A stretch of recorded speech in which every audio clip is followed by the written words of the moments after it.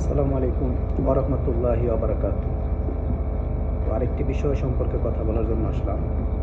সেটি হইতেছে আমাদের পাসপোর্ট, এনআইডি কার্ড বা সরকারি যত যাই দেখেন লাইসেন্স বা সরকারি কোনো কার্ড, অর্থাৎ আমরা যে পাসপোর্ট বা সকল নাগরিকের কি এনআইডি কার্ড আছে, অর্থাৎ ন্যাশনাল আইডি কার্ড যেটা আমরা বলি। তো আপনারা একটা এনআইডি কার্ডও খুঁজে পাবেন না যেটার মধ্যে কি তার ছবিটা একটা পরিষ্কার ছবি বা তার পছন্দ হয়েছে ছবিটা। কিন্তু আপনি দেখবেন হয়তো আগে কিভাবে ছিল সেটা আলাদা হিসাবে, বর্তমানে আমি যখন এনআইডি কার্ড করছি মনে হয় 2020-এর দিকে বা 21-এর দিকে আমি হয়তো এনআইডি কার্ডের কি নিবন্ধন করছি। আমি দেখছি এনআইডি কার্ডের যে নিবন্ধন করতেছে সে কি আমার ছবিটা একটা ডিএসএলআর ক্যামেরা দিয়ে তুলছে, একটা দামি ক্যামেরা। কিন্তু কি ডিএসএলআর ক্যামেরা দেয়া ছবি তোলার পরও আমাদের ছবি কেন ঝাপসা হবে, আমাদের ছবি কেন পছন্দ হবে? সেম ইস্যু পাসপোর্ট অফিসে। আপনি পাসপোর্ট অফিসে যান, তারা ডিএসএলআর ইউজ করতেছে, কিন্তু কি আমার ছবিটা যখন আমি কোনো দেশে যাই দেখাইতেছি, আমার পাসপোর্টটা দেখতেছে, ছবি দেখেই কি আমাকে তাদের শনাক্ত করা সহজ হইতেছে যে আমি একজন বকলম বলে না, কয়েকদিন আগে মন্ত্রী বলল বকলম, চেহারাতে আমাদের এরকম দেখা যায় যে পাসপোর্ট হাতে নিলেই বোঝা যায় যে এটা একটা বকলমের দেশ থেকে আমরা আসছি।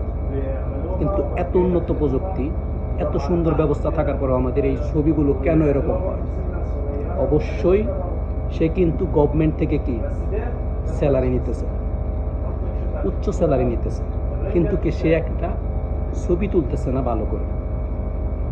তার কাছে পর্যাপ্ত পরিমাণে সময় আছে, সে কি করবে? 10 ঘন্টার কাজ 1 ঘন্টায় করবে, 10 দিনের কাজ 1 দিনে করবে, বাকি দিনগুলা কি সে বসে থাকবে।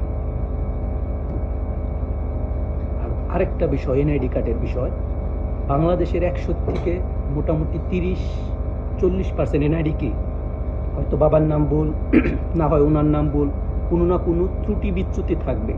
আর এই এনআইডি কার্ড ঠিক করার জন্য বা আপনি সংশোধনের জন্য যাবেন, আপনার কাছে মিনিমাম 50, 20, 30 এরকম অ্যামাউন্ট তারা কি চায়া পয়সা থাকবে। তারপরেও কত রকম ঝামেলা, কত রকম ভোগান্তি আমাদের হতে হয়।